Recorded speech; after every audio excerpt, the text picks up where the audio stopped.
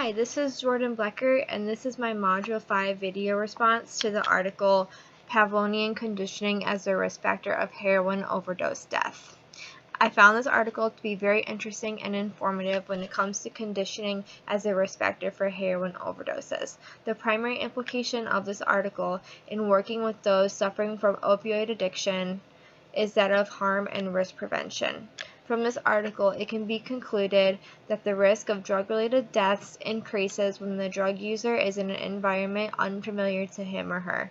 This means that there is a situation-specific tolerance that is capable of preventing fatal consequences of opiate overdoses. According to the article, one can take a certain amount of heroin in a familiar environment and have not caused any drastic consequences, yet the same amount of heroin in an unfamiliar environment is potentially fatal.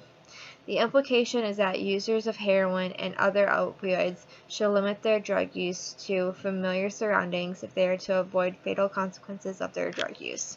I would explain the findings of the research to a client dealing with an opioid addiction by first inquiring about his or her preferred environment. It is important to identify the place in which the use will be most safe and protected.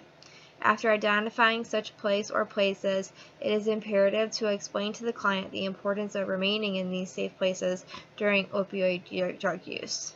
I would explain to him or her the evidence of conditioning and how when one is conditioned to a certain space of using, one is neurologically protected from overdose. This does not mean that the drug user can take substantially higher doses of morphine or heroin. It just means that there is a protective factor in selecting a conditioned location of use. The practical advice that I would offer my clients based on this research is that if they insist on using drugs, then to at least engage in that behavior in a protected, safe, and familiar environment. The research indicates that a person is most at risk for drug overdose deaths when in an unfamiliar space. For this reason, it is only practical to engage in drug use in surroundings familiar to the client. It is difficult to offer this advice because it is almost as if one is giving the client permission to use drugs so long as they are in a particular setting.